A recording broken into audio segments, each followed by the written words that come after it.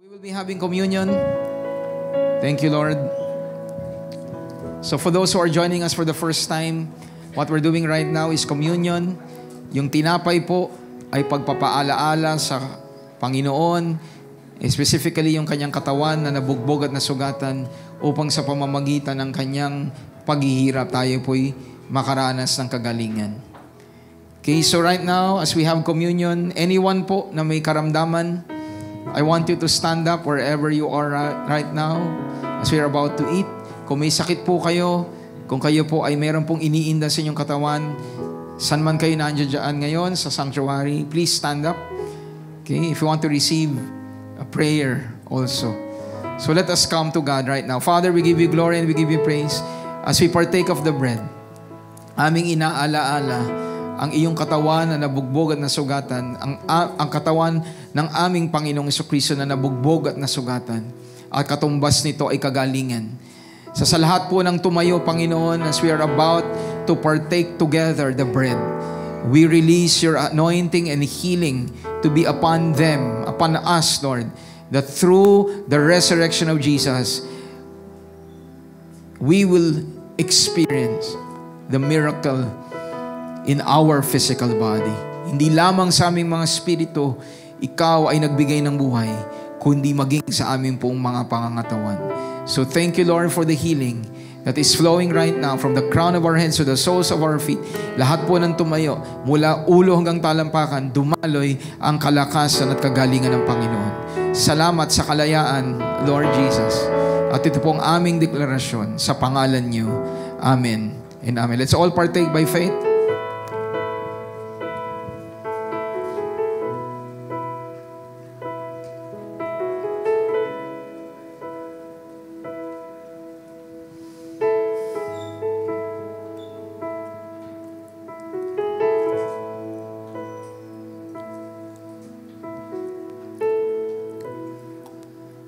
As we partake from the cup, ang katas ng umas, we are reminded, Lord God, that your blood was poured out.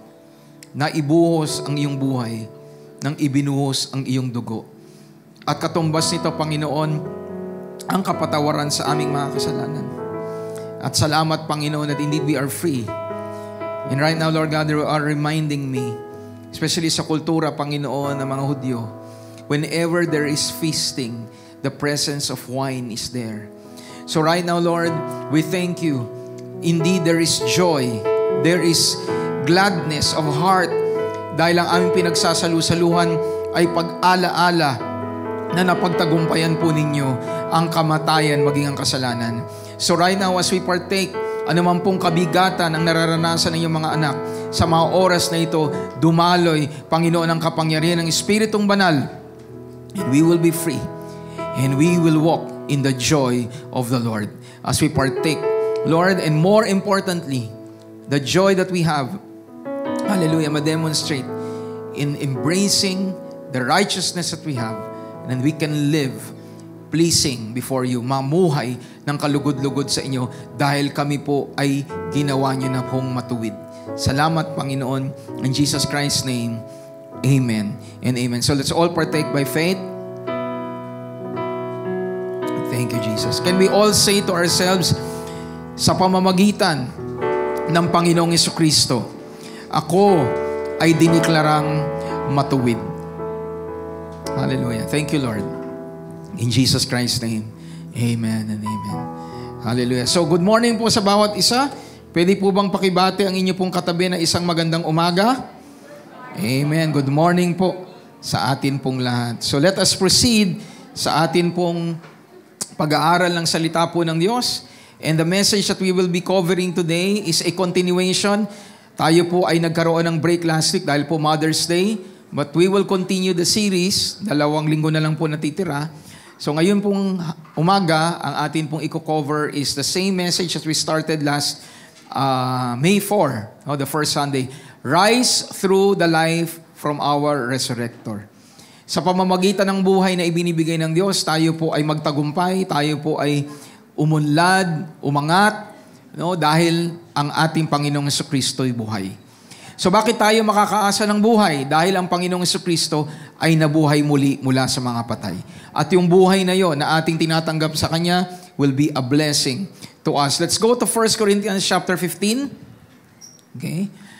Therefore, brethren, I declare to you the gospel. Sabihin nga natin, gospel. Okay, the gospel or the good news in other translation. Sabi ni Pablo, I have preached to you the gospel, which you also received and in which you stand, by which also you were saved, if you hold fast the word or that word which I preached to you, unless you believed in vain. So from this text, sinasabi po ni Pablo na ang mabuting balita ang naging dahilan para ang isang tao ay maligtas. Sabi diyan, you have received it, you stand by it, and by which you are saved. And how are we saved? Binanggit doon, believing. At yung pananampalataya, sabi ni Pablo, unless you believed in vain. So the expectation sa bawat isang mananampalataya ay nagpapatuloy manampalataya. We continue. Okay? And the gospel, sa verse 3, for I delivered to you first of all that which I also received, that Christ died for our sins, according to the Scriptures, and then He was buried. He rose again from the dead on the third day, according to the Scriptures. So, the good news, the gospel, is about the Lord Jesus Christ. Sabi nga natin, ang mabuting balita ay patungkol kay Kristo Jesus. At pag sinabing patungkol kay Kristo Jesus, yung buhay niya. Hindi lang po yung cross. Oftentimes, we tend to focus simply on the death of Christ. Pag sinabing gospel, yung buong buhay niya. Di ba? Nung siya'y naparito, di ba? Nakihalubilo sa tao, gumawa ng mga himala, nangaral. Di ba? At pagkatapos po noon, He suffered. And then when He suffered, He was crucified at the cross. He died. He was buried. And then He rose again from the dead. And then siya po'y bumalik sa langit. At hindi doon natatapos, babalik siya para kuhanin ang mga nagtitiwala sa Kanya. Yun po ang gospel. Hindi lang po yung the death of Christ. The gospel is the life of Jesus Christ. Okay? At ang sabi po ni Pablo, we are to believe it. Okay? And of course, dahil ang ating pong coverage or ang theme is about the resurrection of Christ, that through that resurrection we have life, so we will focus on that. Diba? No, sa biyaya ng Panginoon, there are 3 or 4 blessings, no, that we can expect from Christ. Okay, He will cause us to rise. Sabi nga natin sa ating katabi, Jesus Christ, who is alive, will cause you to rise. Okay, ano po ang ginagawa niya? Number 1, He resets life. Binibigyan niya tayo ng panibagong pagkakataon. That is who Christ is. He resets life. So regardless kung ano nang pinagdaanan mo, regardless kung ano ang naging buhay mo, nagkamali ka, di ba? Naging madilim ang buhay mo dati, the Lord gives you reset. Kagaya ni Pablo, di ba? Siya po ay persecutor ng iglesia, pero ano po ginawa ni Lord? Nung tinawag siya, sabi ng Panginoon, hindi ka natutuligsa sa akin, bagkus ipapangaral mo ako. At maraming tao ang maliligtas sa pamamagitan mo. So He was given a reset. So, knowing that Christ is alive, you are given by God an opportunity to have a reset in life. At marami pong tao nangangailangan yan. They need a reset. At ang Panginoong Jesucristo ay mabuti at binibigyan kanya ng pagkakataon. Amen? And today we will cover po insures. He insures. Okay? Mamaya we will dwell on that. But next week we will cover 2 things. He starts things. Dahil ang Panginoon ay buhay, may pagkakataon siyang bigyan tayo ng simula. So kung may mga bagay tayong, kailan ba ako magsisimula? Kailan ba ito hahakbangan? Ang Panginoong Jesucristo, ang nabuhay, ang nagbibigay katiyakan that He can start new things in our life. And also, kung may mga bagay pong dapat tapusin, si Lord din po ang siyang tatapos. Amen? So we are indeed blessed to have Jesus Christ and unawa natin na siya'y buhay. But today we will cover insures. Sabi nga natin, insures. So ito pong word na to na insures, Saan natin to kinuha? Ano po yung 1 Corinthians chapter 15, and I would like to encourage everyone to do this. No? Unawain natin ang konteksto. Whenever we read a portion of the scripture, ano ang konteksto nito? At ito pong 1 Corinthians chapter 15, yung buong chapter na yan, konteksto. Iisa lang ang konteksto or bumubuo sa iisang konteksto. Patungkol sa ang Panginoong Jesucristo ay muling nabuhay at yung pong kahulugan ng kanyang muling pagkabuhay. At yung turo na dahil ang Panginoong Jesucristo ay buhay, yung mga taong pumanaw at nasa kanya, sila din ay bubuhayin muli. Dahil si Jesucristo ay buhay. So yung buong chapter na yan is about the resurrection of Jesus and the blessings, the benefits that go with the resurrection of the Lord. So ang prayer natin, hindi lang natin malaman o mapaalala sa atin, buhay si Lord. Kung hindi matuklasan natin, ano ang kahulugan nun? At hindi lang yung kahulugan, maranasan natin ang benepisyo ng kanyang pagkabuhay na magmuli. And one of the blessings is He ensures. He ensures us in what? Let's go to verse 12 to 15. Now if Christ is preached that He has been raised from the dead, how do some among you say that there is no resurrection of the dead? Basahin na natin sa Tagalog. Ngayon, kung ipinapangaral namin sa inyo na si Kristo'y muling nabuhay, bakit sinasabi ng ilan sa inyo na walang muling pagkabuhay? Diba? Parang kontra naman yun. Sinasabi namin si Jesus Christ buhay. Pero naririnig namin sa inyo, walang pagkabuhay na magmuli. So kung walang pagkabuhay na magmuli, hindi na buhay si Kristo. Klaro po ba yun? So kailangan po yun sawatain. Dahil mali yun. At ang pangunahing dahilan para tayo maniwala na may muling pagkabuhay na magmuli mula sa patay, si Kristo Jesus. Kaya di ba tinalakay natin ng first Sunday, sabi ni Paul, maraming nakakita sa Panginoon na buhay siya. Di ba? More than 500 ang nakakita. Di ba sa batas nga ng mga Hudyo, no? Sabi ng Panginoon, a testimony will be established through the witness of 2 or 3. Dalawa lang o 3 eh. Mapagtitibay na ang testimonya. Ilan po ang nakakita sa Panginoon? More than 500. At hindi lang basta nakakita. Ano po nangyari? Naghirap sila at hindi nila tinalikuran yung kanilang nakita. Wala pong tao in his right mind ang mamamatay, maghihirap para lamang panindigan ang isang kasinungalingan.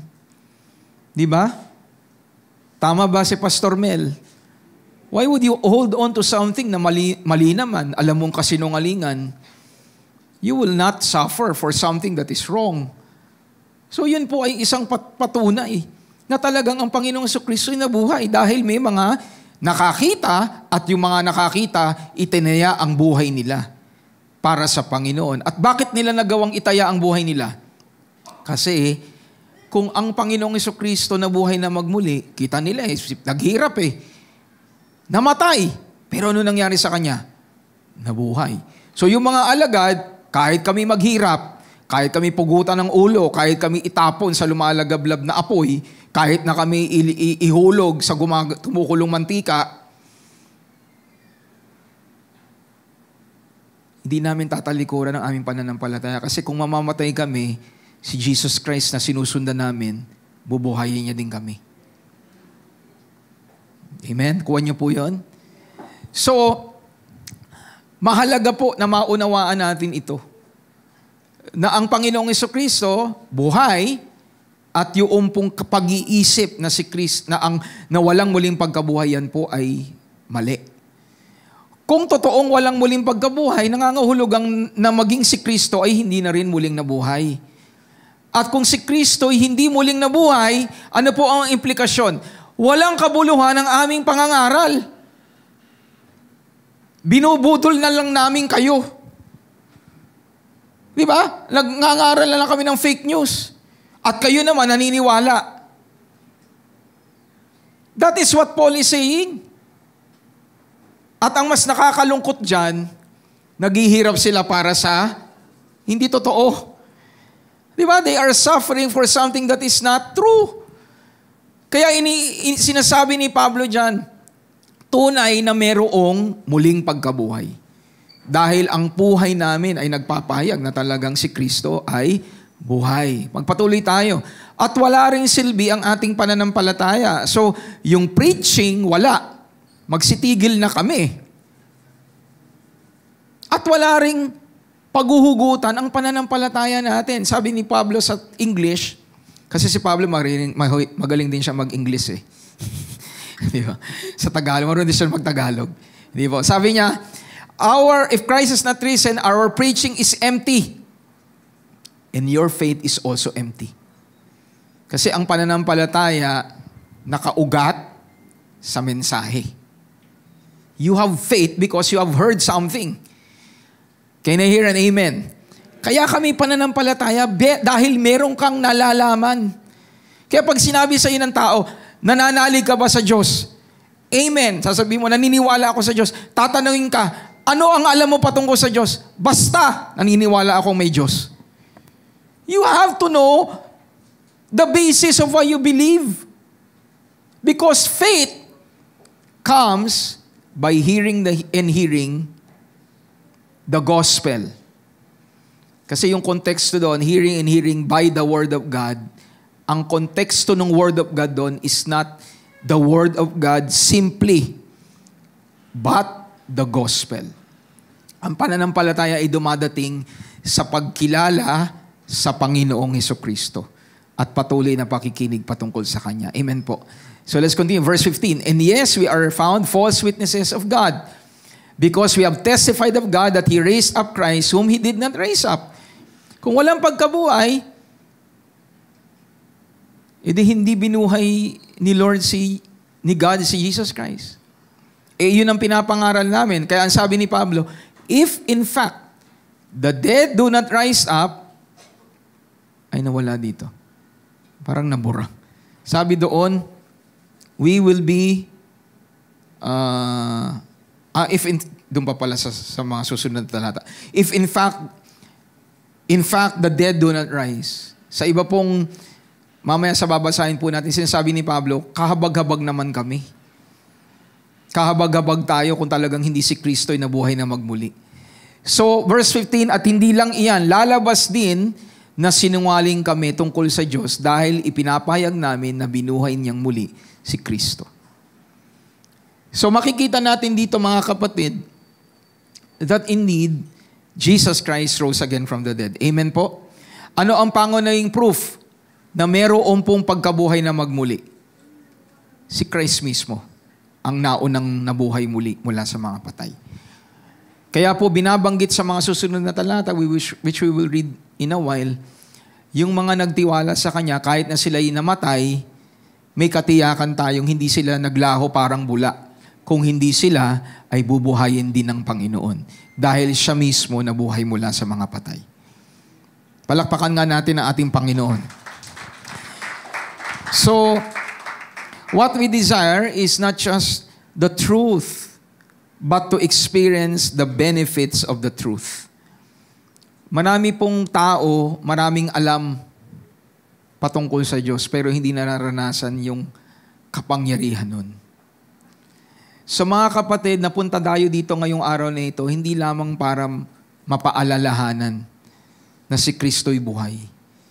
Maranasan natin ang benepisyo ng Kanyang muling pagkabuhay. Can you hear an amen? At dun sa title pa lang ng message, ano yung blessing? You will rise. Ikaw ay iaangat niya. Ikaw ay pagtatagumpayin niya. Amen? At sa lahat ng anggulo sa atin pong buhay. So, since Christ is resurrected, we have now an assurance that what He won will be enforced. Yung lahat ng pinangako niya. Di ba sa book of John, ang dami niyang dineclare, I am the bread of life, I am the light of the world, I am the way, the truth, and the life, I am the gate, I am the door, or I am the Good Shepherd. 7 I ams yun ni Lord. At isa doon, I am the resurrection. So papaano niya maibibigay yung mga pagpapalang nakapaloob doon kung siya'y namatay? At kung siya'y patay hanggang ngayon? Tama po ba si Pastor? Nangako siya, ako ang tinapay na nagbibigay buhay. Tapos patay siya. Paano ngayon yung lalapit sa kanya? Patay siya nga mismo, patay eh. O bakit pa tayo lalapit sa kanya kung siya mismo ay patay? Sabi niya, ako ang liwanag ng buhay. Tapos patay siya. Paano tayo lalapit sa isang patay? Naka-switch off na light? Diba? Kailangan mo ng liwanag, naka-off. So you get the point? So ang Panginoong Jesucristo, lahat ng sinalita niya, kaya niyang tuparin hanggang ngayon. Bakit? Buhay siya kasi. And He gives us an insurance. Sabi nga natin, insurance. Familiar po ba kayo sa insurance? Diba? Ano ba yung insurance? Yung insurance, diba? Bago natin puntahan yung definition, basically, simple, kukuha ka ng insurance para i-cover ka sa isang posibleng pangyayari. Di ba? Hindi ibig sabihin naman na mangyayari. For example, sunog. Masunog yung bahay nyo. Hindi ibig sabihin na masusunog talaga bahay mo kaya ka kumuha ng insurance. Di ba? Life insurance lang siguro ang tiyak. Unless aabutan ka ng ng pagbabalik ng Panginoon, yung muli niyang pagbabalik. Kasi mayroong pong possibility nun. Pero other than that, di ba, ang insurance kinukuha mo para i-cover ka sa isang posibleng pangyayaring hindi maganda. That is basically how an insurance works. At ang insurance, nangyayari lang yon na ma-enforce sa'yo pag binayaran mo. So, kaya, let's go to the definition of insure.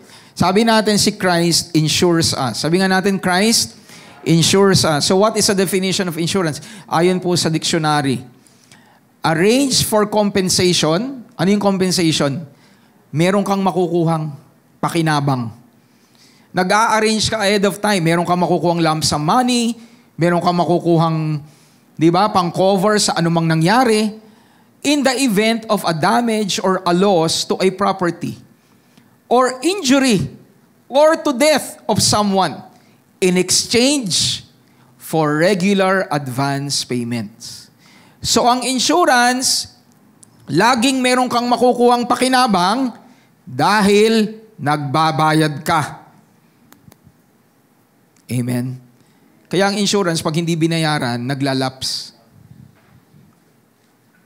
Tama ba? Tama ba si Pastor Mel? Di ba? Walang effect yung insurance kahit na 20 million pa yan kung di mo binayaran. O pumapalya ka na sa payment.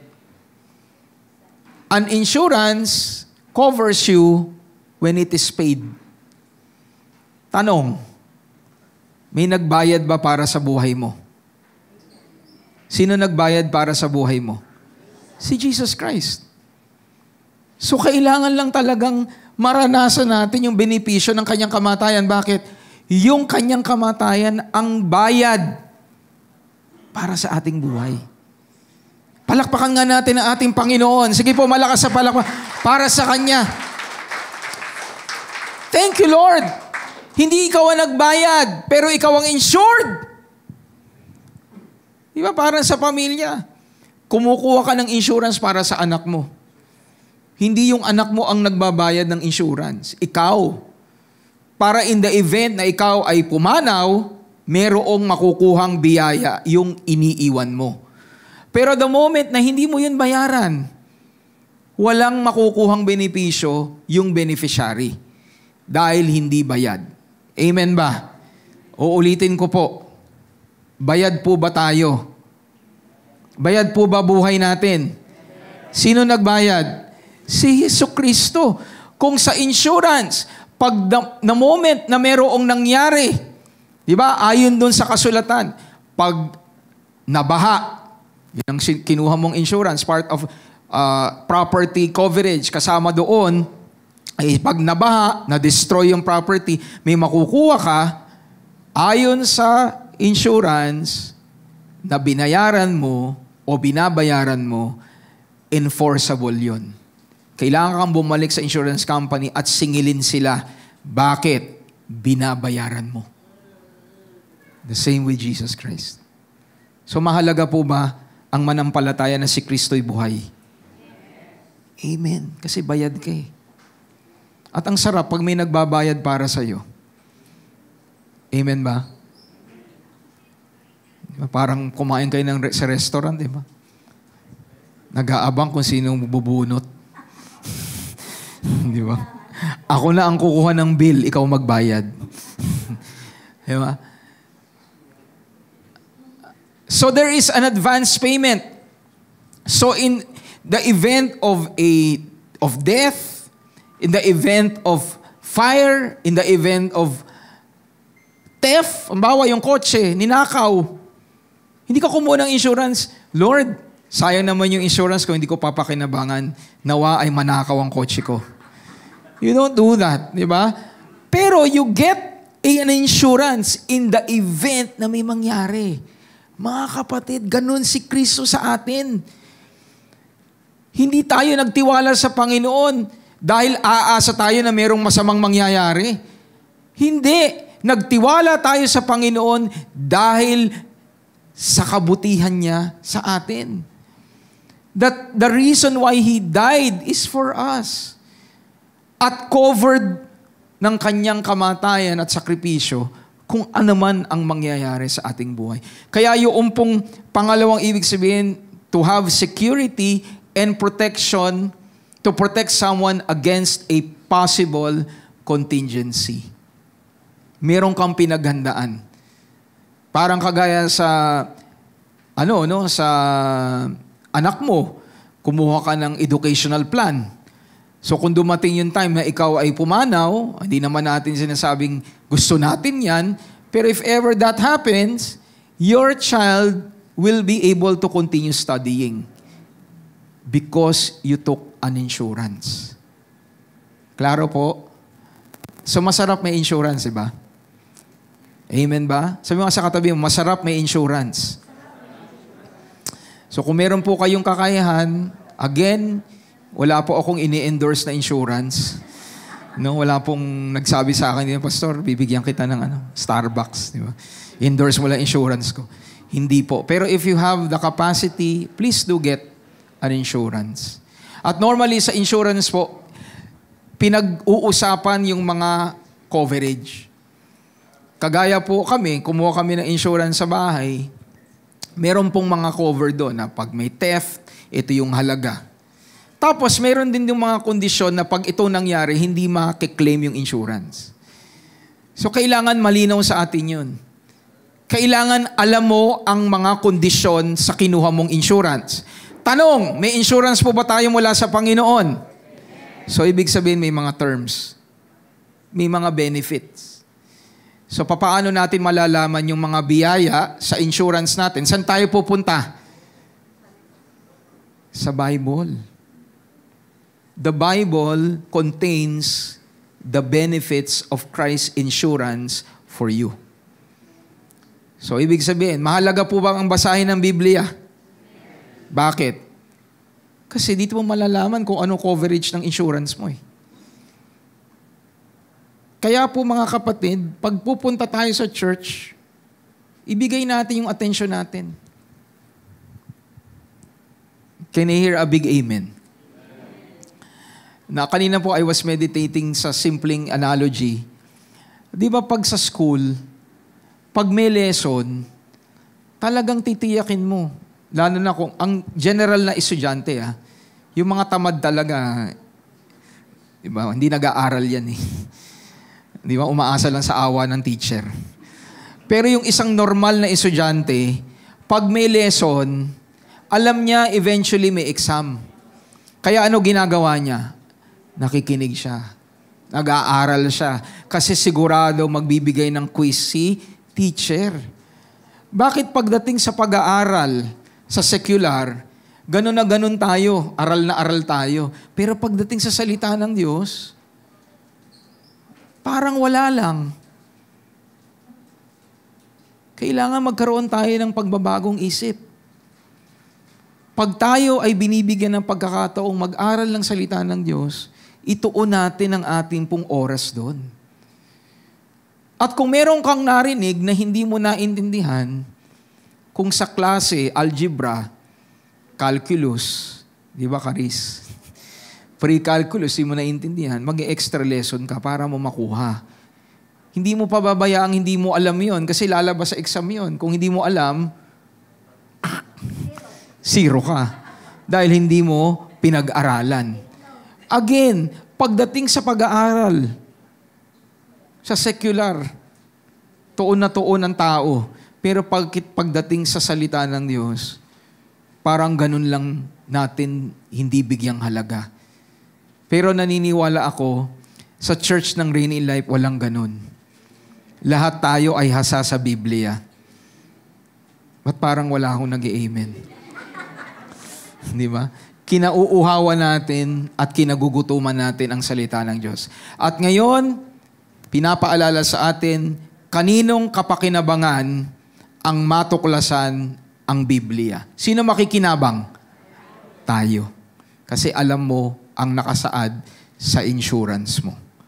Palakpakan nga natin ang ating Panginoon. Hallelujah.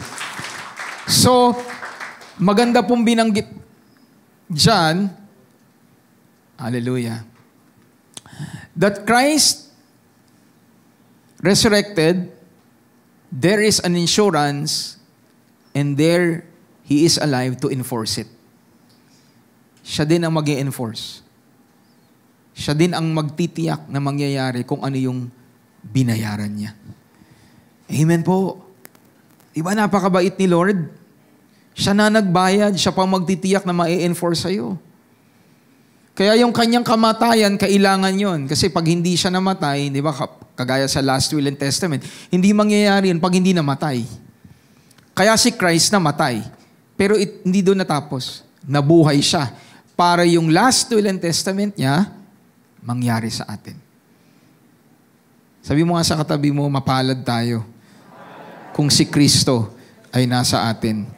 Amen. So, the benefits are certain because Jesus Christ paid for them through His own life. Self-explanatory na po ito. Binayaran niya ng sarili niyang buhay, sigurado may benepisyo. Amen po. Hindi ka papayag na hindi ibigay sa iyo ng insurance company yung binayaran mo. You will fight for it because you rightly own it. Sa buhay natin, merong pong tiniyak si Kristo. At ano yung pangunahin niyang tiniyak? So we have an insurance that is fully paid. So it means there are benefits that we can experience. Hallelujah. And sa verses 16 to 19, what is the primary benefit of Christ being risen from the dead? Ano ang pangunahin na biyaya na si Kristo'y buhay? If the dead do not rise, basahin na natin sa Tagalog, ngunit hindi siya muling nabuhay kung talagang walang muling pagkabuhay. At kung si Kristo'y hindi muling nabuhay, walang silbi ang inyong pananampalataya. At hindi pa kayo napapatawad sa inyong mga kasalanan. So ano ang pangunahing benefit? What is the primary benefit that Christ is alive? Your sins are totally paid. That is the best and primary blessing of being in Christ. Your sins are paid. At pastor, anong kasalanan ang binayaran ng Panginoon? Well, He only died once. So kung siya'y isang beses lang namatay, ibig sabihin ang kasalanan natin dati, kasalanan mo ngayon at kasalanan mo bukas, lahat yon bayad. Our sins that are forgiven, past, present, future. Bayad yun. Parang insurance. O pastor, yung future pala, bayad na rin eh. So magkasala na lang tayo kasi binayaran naman ni Jesus. Sayang naman. Ganun po ba magiging mentality ng isang Kristiyano? Bayad na ni Jesus, kaya okay lang. Sige, sin pa more. Ganun po ba? O total bayad na naman yung bahay natin sa sunog eh. So, sunugin na natin. Ganun ba? Hindi. In the event na mangyari, at ang tunay na mananampalataya, hindi niya gugustuhin na siya'y manatiling nagkakasala. Pero kung magkasala, bayad yun. At parang insurance din again. Kumuha ka ng insurance about sa sunog. Nasunog bahay mo. Meron kang nakuha. Tanong ko, matutuwa ba kayo na may nakuha kayo? Pero nasunog bahay nyo. Sino matutuwa? Half-half daw, sabi ni nanay. Oo, malulubag loob ka na. Buti na lang, merong insurance. Pero masakit pa rin sa loob mo na sunog. Ganon din po sa isang taong Kristiyano. Bayad yan, alam mong binayaran yan, pero sa kalooban mo, hindi mo ginusto. Hindi mo ikinatuwa na nagkasala ka dahil alam mo si Kristo Jesus ang naghirap para doon. Sino po nakakasunod ng ine-explain ni Pastor Mel? Pero salamat na nga lang. Kung ikaw ay nagkakamali o sa bandang future, ikaw ay nadapa, bayad yan ng ating Panginoong Jesucristo. Kaya nga binabanggit natin kanina, ang isang blessing din niya is the blessing of starting, the blessing of ending, and the blessing of a reset. Dahil si Kristo ang insurance natin. Palakpakan nga natin ang ating Panginoon. Hallelujah. Thank you, Lord. So, bilisan na natin. And the resurrection of Christ proves that our sins have been fully paid. And we can now live free from it. Ang totoo po mga kapatid, and we will go deeper pa, mas lalalim pa tayo dyan sa pagtalakay natin sa konteksto ng 1 Corinthians 15. Pero dito binabanggit po, si Kristo ay buhay, so kung dahil siya ay buhay, tiyak, bayad ang iyong kasalanan. Sabi nga natin sa ating mga sarili, dahil si Jesus ay muling nabuhay mula sa mga patay, tiyak, bayad ang aking mga kasalanan. Amen. God is good. Napakabuti niya, no? This is the gospel. Kaya sa mga nakikinig po dyan sa kanilang tahanan, if you still do not have a relationship with Jesus Christ, do not miss out the blessings of a forgiven life. And it can only happen because of Jesus Christ. At kung ikaw ngayon ay nasa Panginoon and you're condemned, you feel guilty about something, alalahanin mo, bayad na yan. There's a big difference between condemnation and conviction. Ang conviction, ma-realize mo through the power of the Holy Spirit na nagkamali ka, pero kasama ng pagkaka-realize mo na nagkamali ka, kasama ang realization na pinatawad ka. Ang condemnation, mananatili kang, you feel down, you feel guilty, na parang kailangan ka pang may gawin para mapatunayan na ikaw ay pinawalang sala. There is a big difference again between condemnation and conviction. The Holy Spirit came to convict us of righteousness. Paalala sa atin na matuwid na tayo dahil tayo na kay Kristo. Pero ang konsensya mo, kinukondene ka niyan palagi. Kaya kailangan mo ang dugo ni Kristo para hugasan ang konsensya mo. Amen po. So, napakabuti ng Panginoon. So as we have a break, let's meditate on that also. Okay, so at this point, we will be giving to God. At yung atin pong focus ngayong umagang ito ay third Sunday po. So ano pong ating i-cover? Evangelism. So we will remember na ang atin pong tahanan ay nagpapahalaga po sa pagpapahayag ng mabuting balita. At hindi lang po evangelism, but raising up really partners for the glory of God. Kahapon po ay nagtapos po we had our last or seventh SSS sa Marikina. Ang bilis-bilis ng panahon. Nag-start tayo doon, our anniversary last year. Tapos after po noon, October, nagkaroon po ng SSS. Nagkaroon tayo ng break ng December, nag-resume ng January. At kahapon po ay ika-7 buwan na natin na pumupunta tayo sa Marikina. At marami pong kahapon kausap ko po yung iba po mga SMVP, sinasabi nila na, Pastor, may mga tahanan na po na willing na mag-take in ng Word of God sa kanila mismong mga bahay. So we will convert, by the grace of God, yung SSS, magiging na po siyang seed group. At ang prayer natin, there will be more people who will respond. Dadalin yung gospel sa mga bahay para po sila mismo ay lumago sa Panginoon. At ang prayer natin, kagaya ng ginagawa sa Manila, Mandaluyong, Taguig, Pateros, yung once a month, magiging ng twice a month. Hindi na po siya SSS. It's going to be seed group. At lalawak pa po dahil marami pong mga tahanang magbubukas sa salita ng Diyos. Palakpakan nga natin ang ating Panginoon. So, we need your support. We need your planting seeds.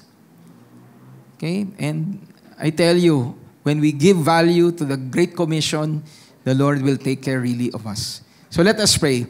Father, we give you glory and we give you praise as we give today. Salamat, Panginoon, sa grasya ninyo, and we will be planting really in your kingdom.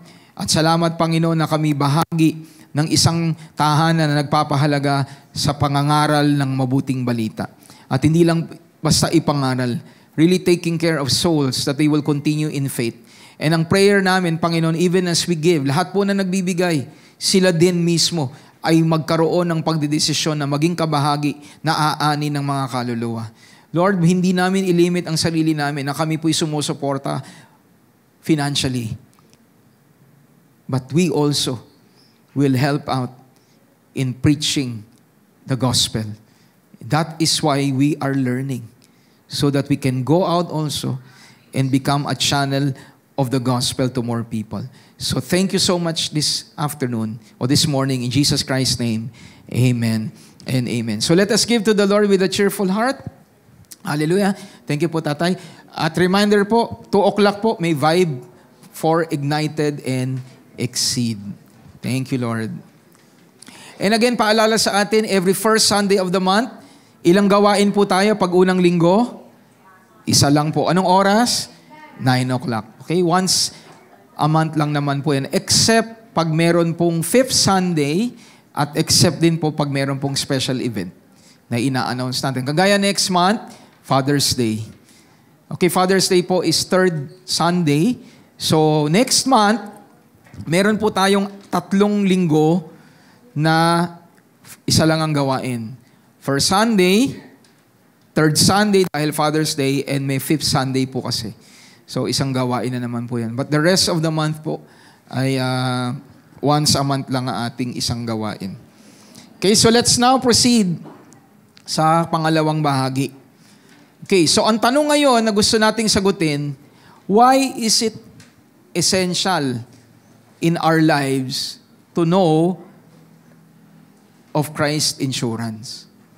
Bakit mahalaga po na sa ating buhay, yung pagkilala at pagtanggap at pananampalataya na si Kristo'y buhay? Why is it essential? Okay, so let's go to 1 Corinthians 15:29-32. May mga taong nagpapabautismo para sa mga namatay Ano ang halaga ng ginagawa nila kung hindi naman muling mabubuhay ang mga patay? At bakit pa man inilalagay ang aming mga sarili sa panganib oras-oras? So sa mga tagpong ito, si Pablo ay nagtatanong, why are you now entertaining the thought? Why are you now beginning to open yourself sa maling aral at turo na walang muling pagkabuhay? So si Pablo nagtatanong siya at bahagi ng kanyang pagtatanong, kung walang pagkabuhay na muli, bakit namin ilalagay ang aming mga sarili sa panganib oras-oras? Parang nawang walang kabuluhan yun. Itataya namin ang buhay namin para sa isang Kristong hindi naman talaga nabuhay? Amen po. Nakuha niyo po? There is no sense. Why would you believe or why would you put yourself in danger if what you believe is not true? Unless nabudol din siya. Tama ba? Kasi sa panahon natin ngayon, marami pong nagpapakalat ng, di ba, ng hindi totoo eh. Kasi bakit? Nabudol na eh. Di ba? Naniwala na kahit na hindi totoo. So si Pablo, him being a Jew, he knows the importance of the truth. To be a witness to something that is true. Alam niyo po, isa po sa 10 Commandments ay wag magsisinungaling or basically do not bear false witness against your neighbor. So talagang ayaw ng Panginoon talaga ang nagsisinungaling. Ayaw ng Panginoon ang lalo na, hindi lang basta pagsisinungaling, gumagawa ng maling kwento patungkol sa iba. And everyone shouts, Amen! So sinasabi ni Pablo, there is really proof that Christ is alive. And that is why we are embracing even to suffer. Amen. Nandyan pa po ba tayo? Sabi niya sa 30, and why do we stand in jeopardy every day or every hour? In verse 31, I affirm by the boasting in you which I have in Christ Jesus, I die daily. Ano pagkasabi niya sa Tagalog? Araw-araw akong nasa bingit ng kamatayan. Think about the life of Paul. Meron po bang may gusto ng ganyan? Lagi ka nasa bingit ng kamatayan? No one wants that. Pero bakit si Pablo, tiniis niya yon? Isa lang ang reason. Totoo yung kanyang pinapangaral. So tanong mo sa katabi mo, totoo ba ang pinapaniwalaan mo patungkol kay Kristo Jesus? Ano sagot niya? Amen. So kung tayo ay mayroong mararanasan, hindi man kagaya ni Pablo, di ba, na nasa bingit ng kamatayan, kasi iba yung calling niya eh. Oh, there is something that really God established sa life ni Paul. But what we're trying to say, based on what he was saying, sa panahong tayo ay merong mga pinagdadaanan, kung si Kristo ay tunay, hindi natin siya babaliwalain. Dahil alam natin ang Panginoong Hesukristo ay buhay at hindi patay. Can you hear an amen? Mga kapatid, sabi niya, araw-araw ako nasa bingit ng kamatayan, mga kapatid, at kung paanong totoo na ipinagmamalaki ko kayo sa ating pakikipag-isa kay Kristo Jesus na ating Panginoon, totoo rin ang sinasabi ko. Verse 32, nahihirapan ako dito sa Efeso dahil ang mga kumakalaban sa akin ay tulad ng mababangis na hayop.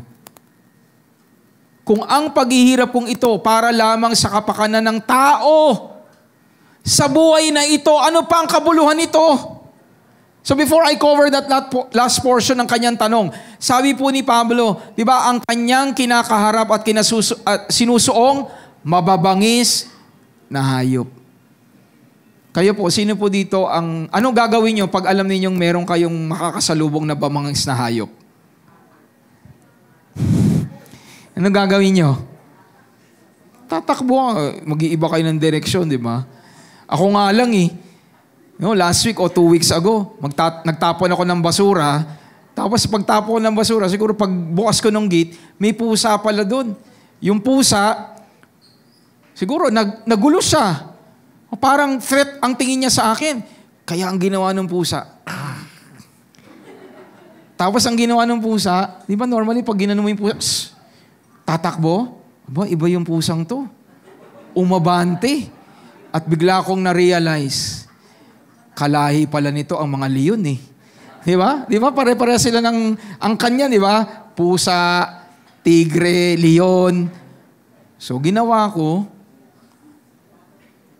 umiwas ako. Kasi inisip ko, mamaya kalmutin ako nito, sakmalin ako. Umalis ako, mamaya may injectionan pa ako ng anti-tetano dahil nga kinalmot ako ng pusa. Ang ginagawa natin typically, pag may babangis, iiwas ka. Pero si Pablo, ano ginawa? Hinarap niya. Of course, hindi ito mga tigre talaga to. Ito'y analogy na ginamit niya kasi matindi ang naging paghihirap niya sa Efeso. Pero bakit niya po sinuong? Kasi tiwala siya. Buhay si Kristo Jesus. So kalabitin mo yung katabi mo. Matapang ka ba ngayon?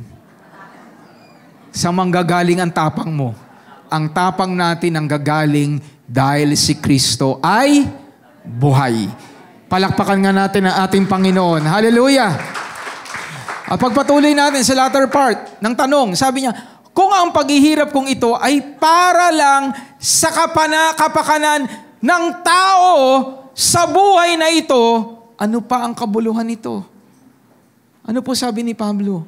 Kung nabubuhay lang ako para sa tao, wala itong kabuluhan. Para kanino ka nabubuhay? Nabubuhay ako, pastor, para sa pamilya ko. Nabubuhay ako para sa asawa ko. Nabubuhay ako para sa ganito, ganon. Hindi natin sinasabi na hindi mahalaga ang pamilya mo. Pero hindi dapat umiikot ang buhay mo dahil sa pamilya mo. Dapat nabubuhay ka para kay Kristo. Alam niyo po ba mga kapatid, and this is not often discussed, sabi ng Panginoon, tinanong siya, mag-aasawa ka, mayroong isang babaeng may asawa, namatay yung asawa, di ba, sa kanilang system, di ba, yung kapatid, papangasawahin yung na widow. Tapos namatay yung pangalawang asawa, may kapatid na pangatlo, pinakasalan. Di ba? Ano sabi ng Panginoon? Tinanong siya, kanino pong asawa pagdating ng langit? Ano sagot ni Jesus? There is no more marrying given to marriage in heaven. So ano sinasabi doon ni Lord? More than your relationship on earth, the only relationship that will truly last is your relationship with God. Pagdating natin sa langit, iba na po ang mechanics. Iba na po ang mechanics. Kaya kung ikaw, halimbawa, na-widow ka, nag-asawa ka muli, pagdating mo sa langit, sino kasama mo? Dalawa na pangasawa mo. Huwag kang mag-alala, kapatid. Hindi mo po problemahin yun. Kaya kung nililid ka ni Lord mag-asawa uli rito, dahil namatay na yung asawa mo, go ahead, do it. Kasi po, pagdating sa langit, the only relationship that will truly last and retain is your relationship with God. Kaya ang priority natin sa lupa is ang ating relationship kay God. Yung relationship mo sa asawa mo, gamitin mo para tumatag ang relationship mo kay Lord. Hindi dapat hadlang ang anymang relationship sa relationship mo kay Lord. And everyone shouts, Amen. Palakpakan natin ang ating Panginoon. Of course, ulitin ko hindi ibig sabihin, hindi mo pahalaga ng asawa mo. Baka pag uwi mo sa bahay mo, bahala ka dyan. Magsaing ka. Ikaw maglaba, bahala ka. Ang mahalaga, relationship ko kay Lord. Hindi po. Pero, nakukuha niyo po ba yung gusto kong explain? Your priority is your relationship with God. Kaya yung mga kabataan dito, naku, huwag kayong mabubulag na kayo'y mabubuhay para lamang sa isang mapapangasawa. At lahat ng mga young adults dito ay magsabi ng, walang sumasang-ayon. Diba? Hallelujah. Praise the Lord. So let's continue. Kung totoong hindi siya nabuhay na magmuli, mabuti pang, ito po ang gusto kong idiin. Bakit importante at essential yung pagkilala natin na si Kristo'y buhay? Kasi, pag hindi, sabi diyan, kung totoong hindi naman siya nabuhay, sabi niya, mabuti pang sundin na lang natin ang kasabihang ito. At anong kasabihan? Kumain tayo't uminom dahil baka bukas mamamatay na tayo. Pag hindi mo kilala si Kristo ay buhay at hindi ka haharap sa Kanya, yan ang magiging tuntunin mo sa buhay. Gagawin ko kung ano gusto ko. Pipiliin ko kung ano gusto ko kahit mali. Kasi masarap naman. Kahit na nakakasira sa akin, masarap naman, sige, mamamatay din naman ako eh. At pag namatay na ako, tapos na. Nandyan pa po ba tayo? O di ba napakabigat po nang hindi mo kinikilala na si Kristo ay buhay. You will think that your life will end on earth. But the Bible teaches us na hindi natatapos dito ang buhay. Bakit? Si Kristo'y minsang namatay, pero nabuhay siya. So, meron pong buhay na kasunod dito sa lupa.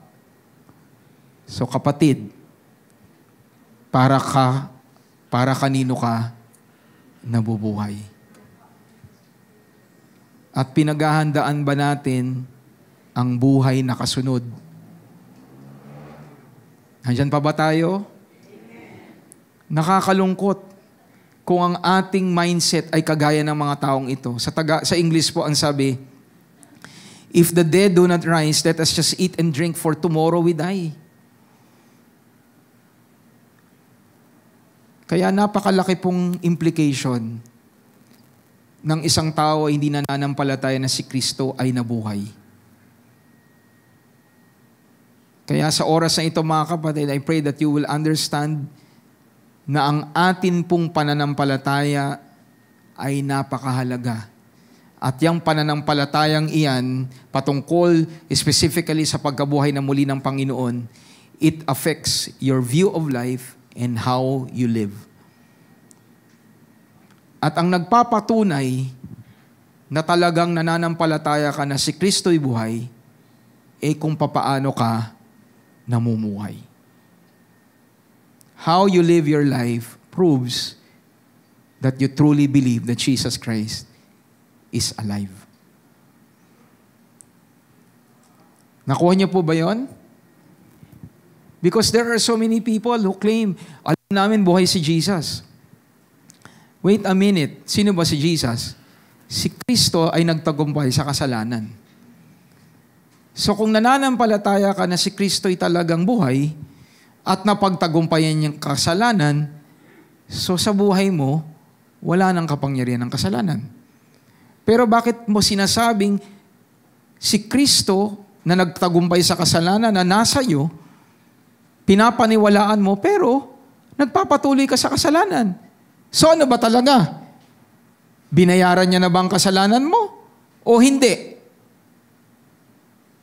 Your life reflects if you truly believe that Jesus Christ rose again from the dead. And everyone says, Amen. Hallelujah. And when I was preparing this, I heard the Holy Spirit drop this insight in my mind. that the resurrection of Jesus Christ goes beyond ensuring against problems. The power of the resurrection of Christ ensures our very lives. That as we embrace our life, we will be transformed. Ano ibig sabihin nito? Madalas ang ginagamit ng Kristiyano patungkol sa pagkabuhay na magmuli sa mga patay, si Kristo'y buhay, may karamdaman ka, may sakit ka, si Kristo papagalingin ka. Si Kristo'y nabuhay na magmuli mula sa mga tayo, meron kang problema sa pananalapi, tutulungan ka ni Lord. May problema ka sa pamilya mo, tutulungan ka ni Lord. Bakit? Buhay siya eh. Hanggang doon lang sa level na yon. Hanggang doon lang sa kaisipan na buhay si Kristo, tutulungan ka sa problema mo.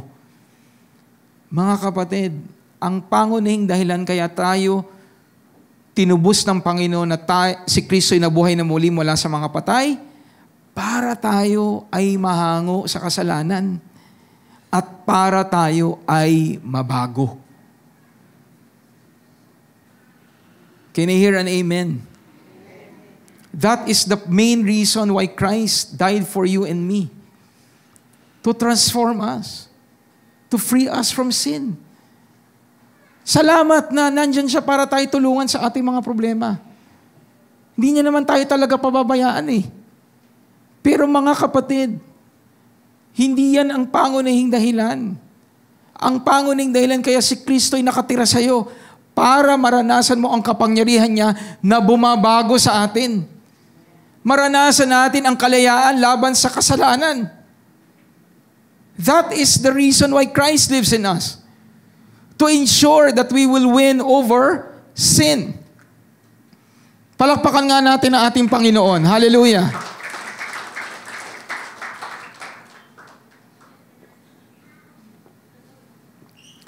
So my prayer is that we will realize, really, the reason why Christ is alive, of course, to ensure us, to help us when it comes to our problems, but the main reason, He wants you to be a reflection that He is alive. That He won over sin. At sa buhay mo, tiyak talo ang kasalanan. Palakpakan nga natin ang ating Panginoon. Hallelujah. So if we have faith that Jesus Christ who overcame sin is alive, we will live free from the control of sin. Our lives reflect what we truly believe. Sabi nga natin, ang ating pamumuhay ay nagpapakita ng tunay na pananampalataya. If you believe that Jesus is alive, then you will live free from sin. And you will live a life that glorifies the Lord. At ang buhay natin dedicated para sa ating Panginoon. Amen po? Let's continue. So sa pagpapatuloy, that's why Paul gave a reminder. He gave a reminder regarding association. Kasama to sa konteksto. Sabi niya, ang pananaw ng paligid, eat, be merry, drink, for tomorrow we die. Sabi ni Paul, huwag ninyong paniwalaan ang ganyang kaisipan. Bagkus, ano sabi niya? Do not be deceived. Evil company corrupts good habits. Awake to righteousness and do not sin, for some do not have the knowledge of God. I speak this to your shame. Huwag kayong palilin lang sa kasabihang iyan. Ano yung kasabihan na sinasabi ni Pablo, huwag kayong malilin lang? Yung pinag-usapan natin kanina lang. Kumain, uminom, dahil bukas, mamamatay naman tayo. Sabi ni Pablo, huwag kayong papalin lang doon. Hindi natatapos ang buhay sa lupa. Yung mga sa katabi mo, ang buhay natin, hindi natatapos sa lupa. So handa ka ba sa pangalawang buhay? Handa ka ba? Handa ba tayo? Bakit tayo handa? Dahil kay Kristo Jesus. At anong patunay na si Kristo Jesus nasa atin? Yung ating pong pamumuhay na mumunga. Pagpatuloy natin, sa halip, ito ang inyong paniwalaan. Ano po ang ating paniwalaan? Ang masasamang kasamay nakakasira ng mabuting ugali. Sabi mo nga sa katabi mo, ang masasamang kasama, sisirain ang mabuting ugali. So ano dapat gawin? Umiwas sa masamang kasama. Di ba, simple-simple lang, maraming tao po talaga ang nalayo dahil sa pagsama sa maling tao. Amen ba?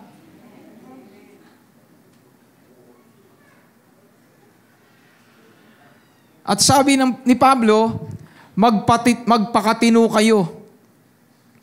Sabi mo nga sa katabi mo, magpakatino ka.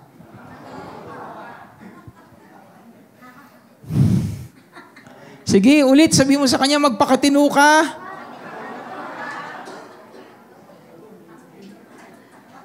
At ano pa? Talikuran niyo na ang kasalanan. Sige, sabi mo sa katabi mo, talikuran mo na kasalanan. Pastor, masarap eh. Wawasakin ka ng kasalanan.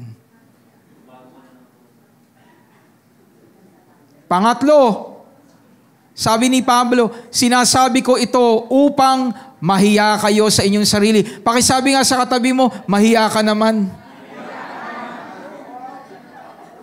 Lalong-lalo na, Christian tayo. Mahiya naman tayo. Sabi ni Pablo, be ashamed. If you're a Christian at ang isip mo ay pangmundo lang, mahiya ka.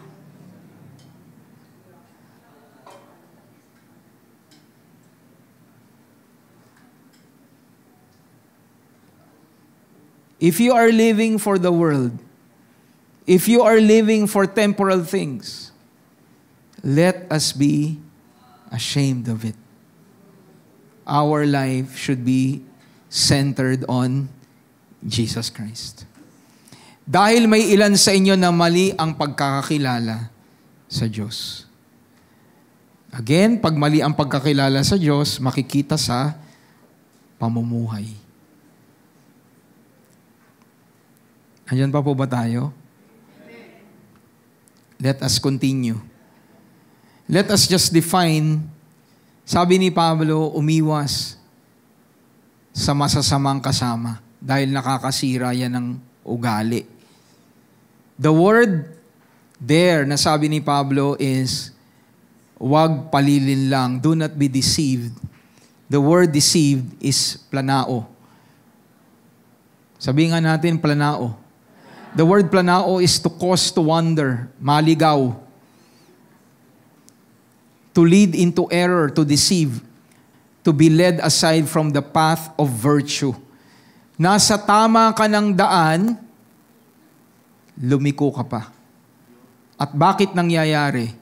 Kasi in-entertain ang maling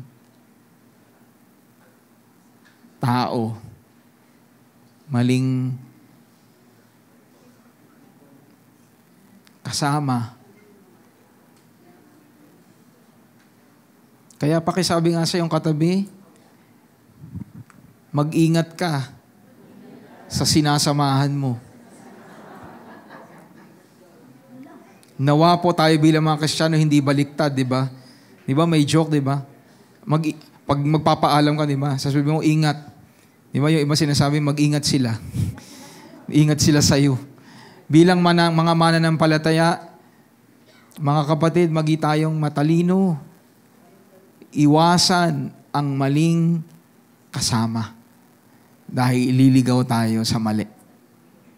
At lahat po ng nandito ay sumigaw ng malakas na Amen. Palakpakan nga natin ang ating Panginoon. So we will end up deceived if we don't bring Christ's resurrection in our personal circumstances. Ano ibig sabihin po nito? Our theology should be brought to practicality. Naalala ko po, ito po yung isang bagay na hindi ko po makakalimutan sa seminary. Sabi ng professor ko, ang nakakalungkot sa maraming Kristiyano, maraming theology. Pero pag tinignan mo yung koneksyon ng nalalaman nila patungkol sa Diyos, sa buhay nila, halos walang epekto. Pag tinanong mo, buhay ba si Jesus? Amen! Pero pag kinausap mo siya kung paano siya mamubuhay, parang hindi buhay si Jesus.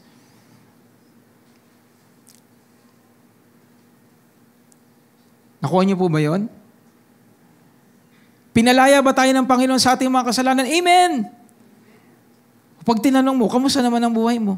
Yun nga 10 taong ko nang gustong isuko kay Lord to akala ko ba naniniwala ka si Kristo pinalaya ka sa kasalanan? Bakit nandiyan ka pa? Maraming theology. Pero hindi dinadala sa practicality. Naniniwala ka bang walang imposible sa Diyos? Amen, Pastor! Amen! Walang imposible sa Diyos. Wala ka nung Sunday. Kasi wala kaming kakainin You know so many things. Pero when it comes to your life, it's as if God is not alive. Bring your theology to where you are now. Kung meron kang problema, si Kristo ang insurance mo. Kung meron kang kasalanan, si Kristo ang nagpalaya sa'yo. Kung naghahangad ka ng pagbabago na bawat Kristiyano, yun ang hangad, mangyayari yan sa buhay mo dahil si Kristo ang naglilinis at naglalaya sa atin sa ating mga kasalanan. Palakpakan nga natin ang ating Panginoon. Bring your theology to practicality. Sabi nga natin sa ating katabi, theology to practicality. Yan na si Christ. Yung mga Pharisees, di ba? So stringent sa law. To the point na kahit po yung pinagaling na sa Sabbath, galit na galit sila dahil mas gusto nilang i-maintain yung law. Mga kapatid, your theology should be brought to where you are now. You're facing a temptation, let Christ remind you, I am alive. Amen? You're facing a need, let Christ remind you, I'm alive. Sa ilang nga Ano sabi ng Panginoon? Pakainin niyo yung 5,000, nasa ilang sila. Napakain ba lahat? Bring that to your level. Bring that to your personal need. Si Christ nga pinakain 5,000, sa pamilya nga namin, 3 lang kami. Hindi niya kayang pakainin. Bring your theology to practicality. And everyone shouts, Amen. Once again, the best clap offering of praise to the Lord. At sabi ni Pablo, I'm almost done. Almost done. Evil company. Sabi nga natin, company. The word company is homilia. Familiar ba kayo yung word na homilia? Sounds familiar, di ba? Homily. Kaya po yung word na company, homilia, company, association, companionship, and conversation. Ang homily, yung pare, nagsasalita. May preaching. Tama ba? Yun ang homily. Tama ba? Yung lesson. So, ibig sabihin, yung homilia, na ang translation sa New King James ay company, pero sa New King James is company, Pero sa King James, ang ginamit doon originally was communication. Evil communication corrupts good habits. Ano yung communication? Ano po yung communication? Yung kinakausap mo. Kung sino ang madalas mong pinapakinggan, kung sino ang madalas mong kinakausap, sigurado may impact yan sa buhay mo.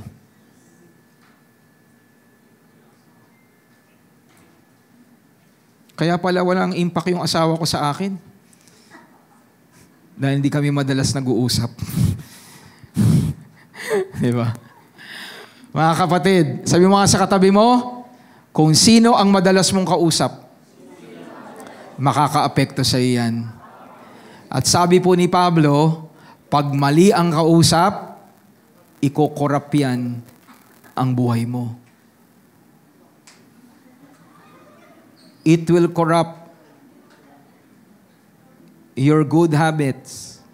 It will corrupt the teachings that Christ has given to you. Can you hear an amen? So be careful with whom you converse and listen, for this may expose you to corruption. Bakit po tayo na-save? Bakit tayo na-save?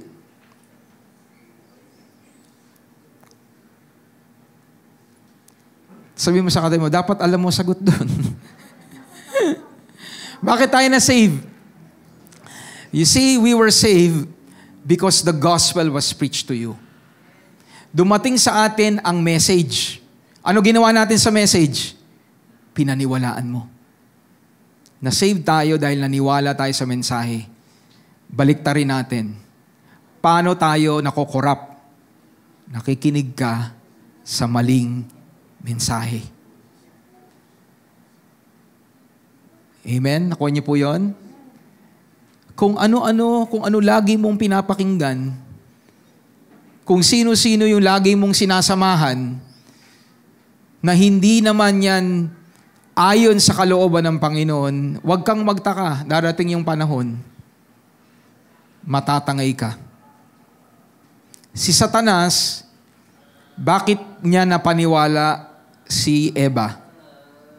Dahil nagbigay siya ng mensahe.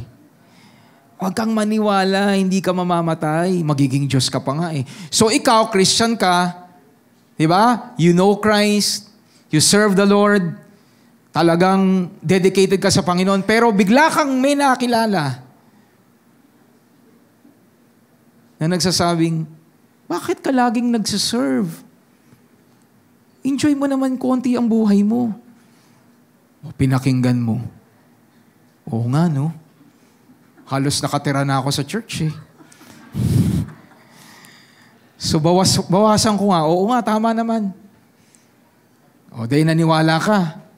Tapos, lagi mo siyang pinapakinggan. Di ba? Dating sa point, kulang pa yan. Baka lumampas ka na sa langit. O, ikaw, isipin mo, oo nga, no? Kailangan naman, pangalagaan ko yung sarili ko. O, sige, naniniwala ka sa mensahe, sa communication, sa conversation. So, dating ikaw ay nagsimula sa spirito, nasan ka na ngayon? Sa laman. Kung papaanong ang kaligtasan ay dumadaan o dumadating sa atin dahil sa pakikinig ng tamang mensahe patungkol kay Kristo, ang paglayo sa Kanya ay dumadating din kung paniniwalaan mo ang kasinungalingan patungkol sa Kanya. Can I hear a big amen? So tanong mo yung katabi mo, sino ang lagi mong pinapakinggan?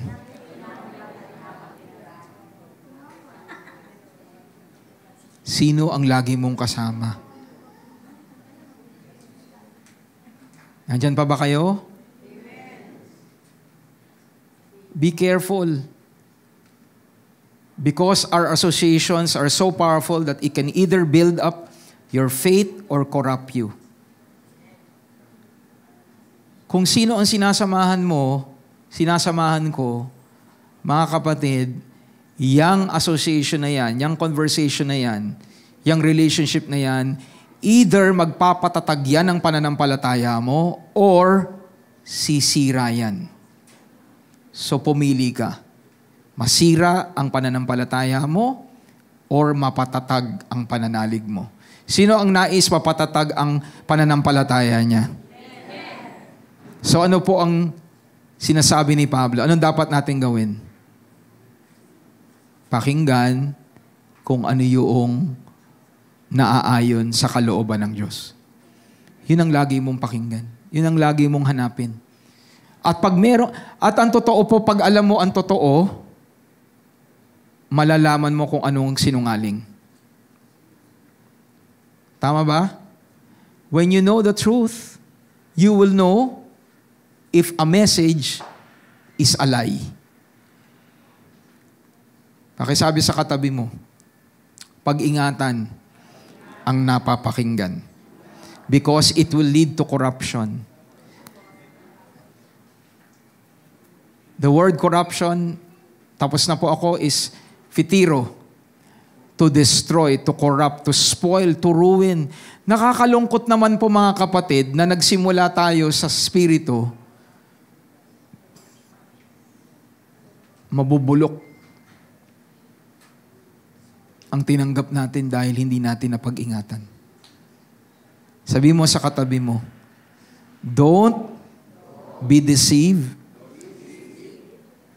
and do not entertain wrong company. And everyone shouts, Amen. Palakpakan ho natin ang ating Panginoon. Yung company po dito, hindi po... Salamat, Pastor, sa grace ni God, confirmation, nasa maling kumpanya ko. Kaya magre-resign na ako. Yung company is nakakasama natin. Basahin nga natin to sabay-sabay. Kayo pala, at the count of 3. 1, 2, 3.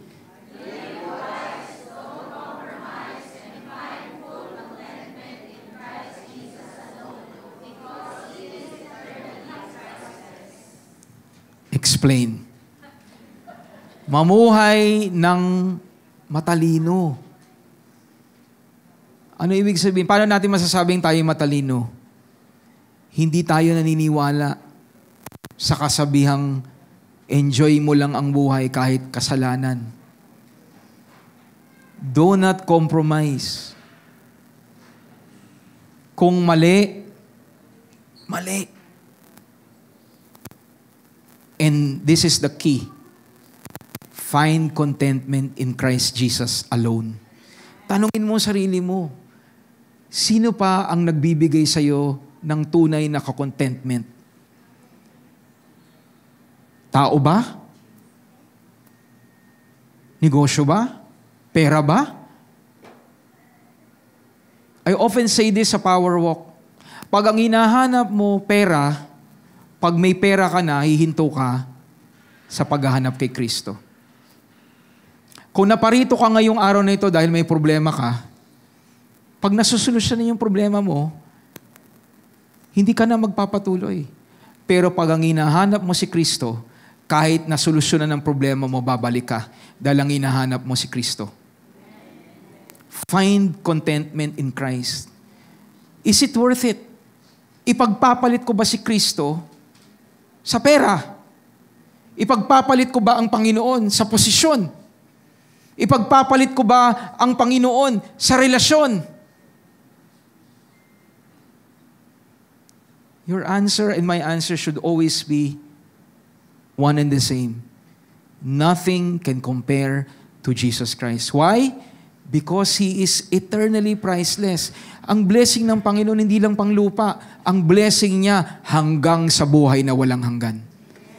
Kaya wag natin siyang ipagpapalit.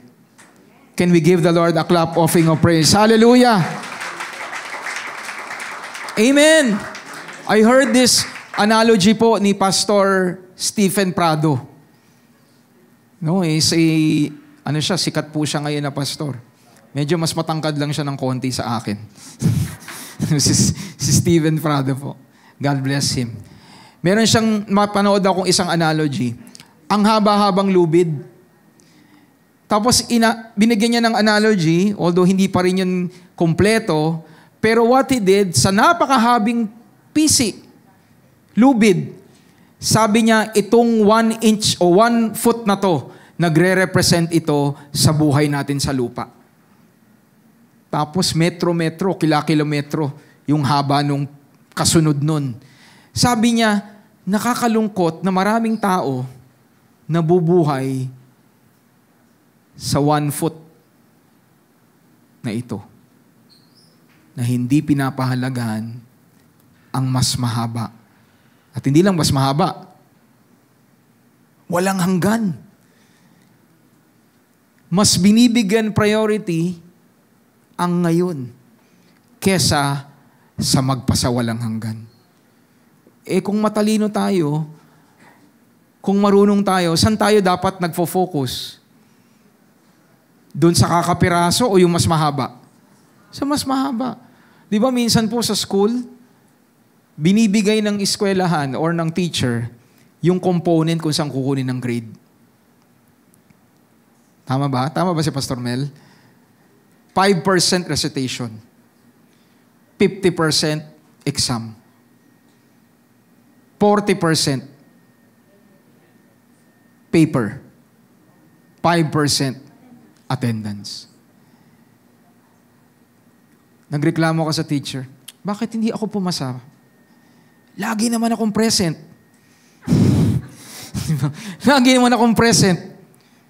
Lagi nga ako nagre-recite. Oo nga, nagsasalita ka, puro namang mali sagot mo. Kinalimutan mo yung mas malaking chunk, which is your paper and your exam. Ganon din tayo. Hindi ka papasa kasi nag-focus ka sa kakapiraso. Sa buhay natin mga kapatid, mag-focus tayo dun sa habang buhay. Huwag doon sa panandalian. Tatalikuran natin ang Panginoon dahil sa ginhawa. Sabi ko nga kanina when I was preparing, and this applies to everyone, what your choice before God. Alam ko we are all work in progress, pero magipong maiwan ito sa atin, yung bang ating pinipili, pwede ba natin yan ipresenta sa Diyos? Would you think that God will smile sa pinili mo? Sa pinili ko?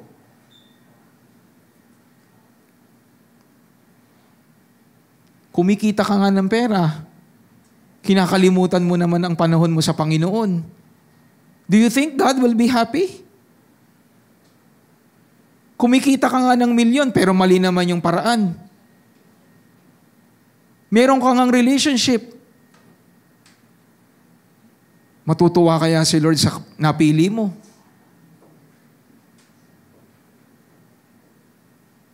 Andyan pa ba tayo? Amen. Alam niyo po, sa mga kabataan po na nandito, I was just reminded the other day, in marriage, when you go to the Old Testament, the blessings of parents before they get married is something that they value.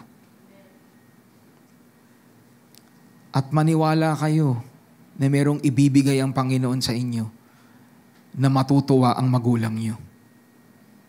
Na hindi sila mag-aatubiling ipagpagpalain kayo. Diba sabi po ni Abraham kay Isaac, panahon na para ikaw ay mangasawa.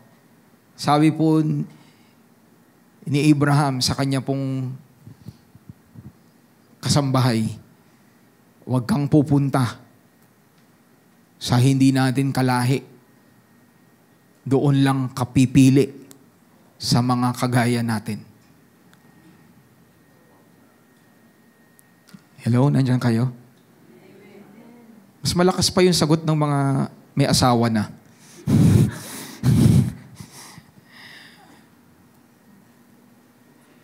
And this applies to all things, even how you spend your money, your resource. let us make a decision before God. Kung nagkamali ka, nagkamali ako, let the Lord teach you. And everyone shouts, Amen. Can we give the Lord a clap offering of praise? Sige po, malakas sa palakpak para sa Kanya. I'll end with this. Okay lang po ba? Konting overtime lang? Konti lang. Last verse. Basahin na natin sa Tagalog. Hindi, sa English muna. Proverbs 12, 14 to 15 and 6. There is a way that seems right to a man, but its end is the way of death. The backslider in heart will be filled with his own ways. Paano mo malalaman ng isang tao ay backslider? Ang kaparaanan niya na lamang ay kaparaanan niya. Sa lahat ng pagpili niya, kung ano na lang ang gusto niya. Yan ang isang malinaw na pruweba ng isang tao sa puso niya has backslidden. Verse 15. Verse 14. But a good man will be satisfied from whom? From above. Verse 15. That simple believes every word. Pag sinabing simple, yung mangmang. Ang isang taong mangmang, lahat ng sinasabi ng paligid, naniniwala na lang. But a prudent considers well his steps. Maingat. At panghuli, a wise man fears and departs from evil. But a fool rages and is self-confident. Ano ibig sabihin ng verse 16? Ang isang taong marunong at matalino, natatakot, suungin ang mali. Pero ang isang taong hangal o mangmang, sugod ng sugod. Sahin natin sa Tagalog. Maaaring sa tingin mo, ang daang tinatahak mo ay matuwid, ngunit kamatayan pala ang dulo nito. Sabi mo nga sa katabi mo, ano ang daan mo ngayon? Pag sarili mong isip yan, iniisip mo tama, pero ang paalala ng Biblia, ang dulo pala niyan, kamatayan. Ang tao ay tatanggap ng nararapat sa kanya kung ano ang ginawa niya, mabuti man o masama. Pinapaniwalaan ng mangmang ang lahat ng kanyang napapakinggan. Ngunit, ang taong marunong umunawa, ay pinag-iisipan ang kanyang napapakinggan. Tanong, pinag-iisipan niyo ba yung napapakinggan niyo ngayon? Amen? Hindi pa kayo gutom?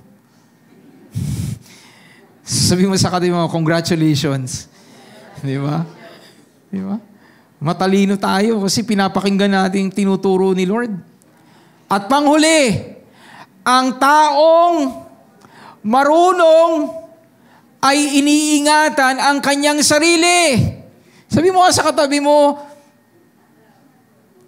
pangalagaan mo ang sarili mo. Papaano? Umiiwas sa gulo. Umiiwas ka sa magulo. Naku. Ngunit, ang taong hangal ay walang pag-iingat at padalos-dalos. At lahat ay magsabi na walang ganito dito at sumang-ayon ng Amen. Palakpakan nga natin ang ating Panginoon. Ang sarap, sabi mo sa katabi mo, ang sarap magtanghalian. Diba? Diba? Busog na busog tayo. Dessert na lang yung mamaya. Christ Jesus provides, let me end with this. Christ Jesus provides the insurance, but we need to be on guard against the world's patterns. Binibigyan tayo ng Panginoon na insurance. Parang kagaya dun sa, going back to the analogy, kumuha ka ng insurance ng bahay, fire insurance. Alam mo, covered ng bahay mo ng fire insurance. Pero hindi mo iiwanan ang kalan mo na bukas at aalis ka. Hindi mo hahayaan ang plancha na nakasaksak, aalis ka. Dahil simpleng iniisip mo, covered naman ang bahay ko ng insurance. The same thing with Jesus Christ. Do not put yourself in danger by following the patterns of the world. Lumayo sa mali. At kung nagkamali, magsisi. At tunay na harapin, diba? Ang Panginoon at tanggapin ang kanyang biyaya. Talikuran ang gawang mali. And everyone shouts, Amen. Can we give the Lord a clap offering of praise? Hallelujah. So Christ Jesus gives us resets. He ensures, He starts, and He ends. So let's all rise up.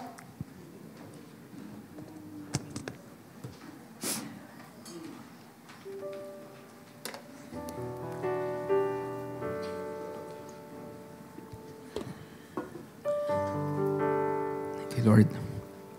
Thank you, Jesus.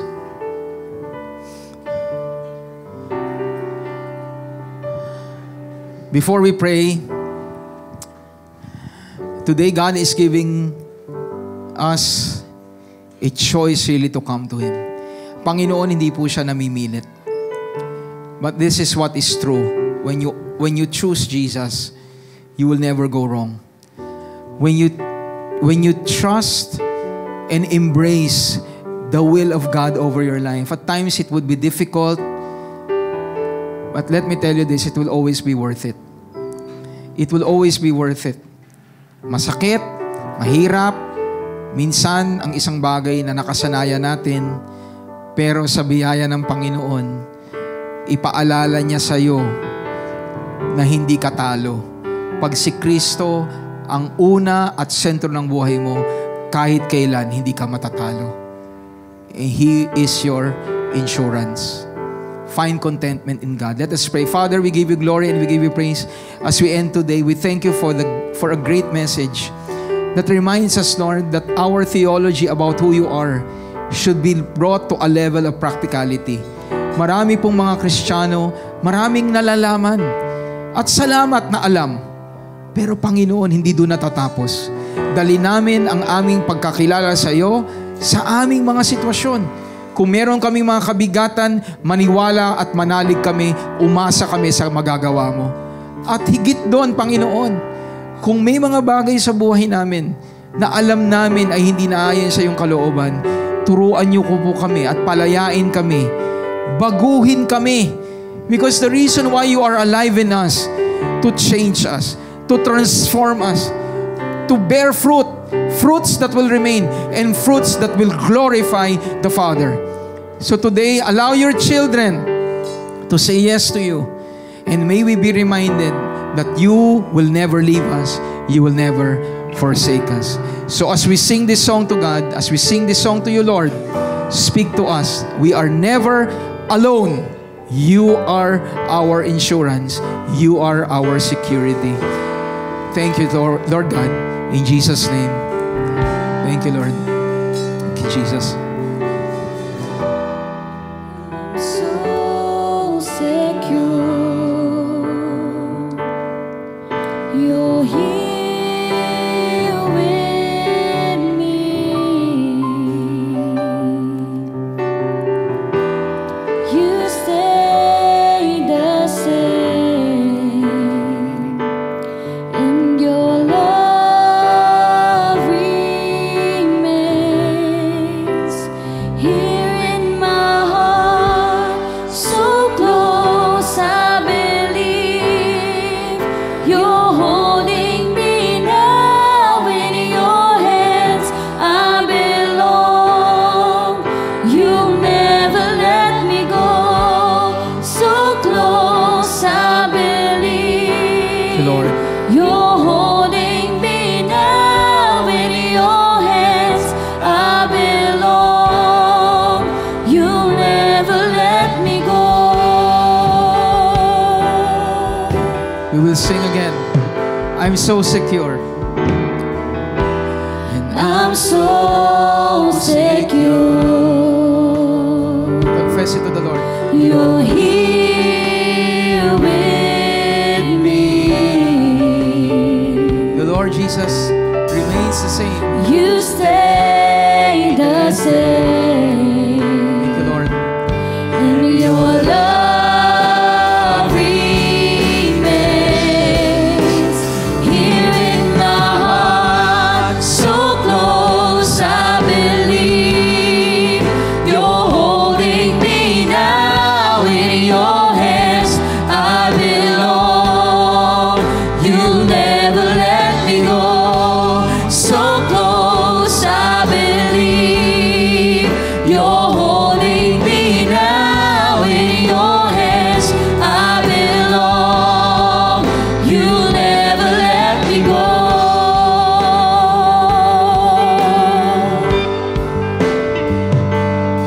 You gave your life. You gave your life in your endless love. Oh, you set me free.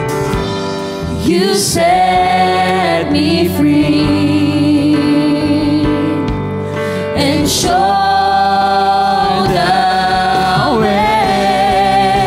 And now I am found so close. I believe you're holding me now in your hands. I belong. You'll never let me go. So close, I believe you're holding me now in your hands. I belong. You'll never let me go. So close, I believe you're holding me now in your hands. I belong. You'll never let me go. All along. You were beside me. You were beside me, even when I couldn't tell. Through the years, you showed me more of you, more of you. So close, I believe you're holding me now in your hands. I belong. You'll never let me go. So close, I believe you're holding me now in your hands. I belong. You'll never let me go. So close, I believe you're holding me now in your hands. I belong. You'll never All along. let me go. Hallelujah. All along. Come on, let's declare it together to You the Lord. were beside me, even when I couldn't tell. Si Kristo lang ang palagi nating kasama. Through the years, you showed me more of you,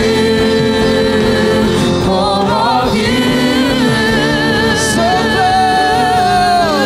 So close, I believe you're holding me now in your hands. I belong. You'll never let me go. So close, I believe you're holding me now in your hands. I belong. You'll never let me go. So close, I believe you're holding me now in your hands. I belong. You'll never let me go.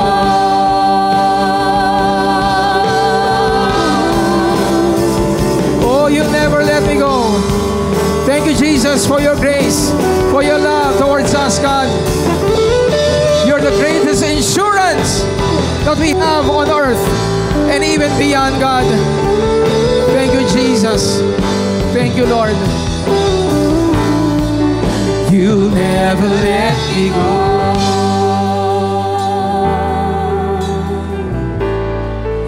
You'll never let me go.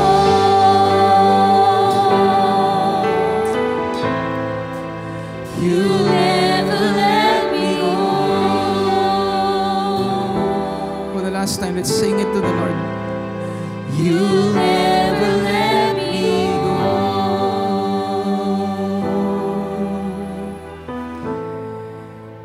You are the eternally priceless Jesus Christ. Your blessing is not just here on earth. Our life on earth is short, but our life for eternity is beyond measure. So today, I pray that your people have understood really the focus of the message, that we have Christ as our insurance, that we have been freed from all our sins. We are free to serve you. And our choices and the way we live truly reflects what we believe. And I know, Lord, at times your people struggle with it. But my prayer, let the message, let the voice of the Holy Spirit become more clear and become more loud. That if we have Jesus Christ, we don't need to worry about anything. That if we have Jesus Christ, we have the best in our lives. And that is why we don't need to compromise. We don't need to settle for something that is not aligned with your word. Because we know you have secured what is best for everyone. So today, humayo ang bawat isa sa amin na mayroong tunay na kagaanan sa aming mga puso. Tunay na pag-asa na hindi lamang naming alam na si Jesus ay buhay kung di nararanasan namin ang kapangyarihan ng kanyang pagkabuhay na magmuli. Bless everyone today with everything that we need, Lord. Settle things in our lives, and may we find our hope in the one true God, and His name is Jesus Christ. Thank you, Lord, for the blessing and favor in Jesus Christ's name. And everyone says, Amen and amen. Can we give the Lord a clap offering of praise? So lahat ng mga kids, you can now come in front, and can we all lift up our hands to the Lord? Let's all lift up our hands to God. The Lord bless you and keep you. The Lord make His face to shine upon you and be gracious to you. The Lord lift up His countenance, His smiling face, and give you shalom, peace. I declare the grace of the Lord Jesus Christ, the agape, the unconditional love of our Abba Father, the fellowship, the communion of the Holy Spirit to be upon you, upon your family, biological and spiritual family, and all of the kids here. You are part of that family as we all together proclaim the gospel, the good news of the Lord Jesus Christ to people around us, to cities in Metro Manila and the Philippines, and even to the nations, proclaiming that Jesus Christ, our wonderful Savior, is coming back very soon. In the name of the Father, and of the Son, and of the Holy Spirit, in Jesus Christ's name. And everyone shouts, Amen and Amen. Pakisabi nga sa inyong katabi, we are part of God's family kingdom. We are highly favored, greatly blessed, deeply loved, all because of our King in us, the Lord Jesus Christ. Amen and amen. So maraming salamat po for those who joined us this morning via online Rock, Remember Reigning Life through Jesus Christ. God bless po.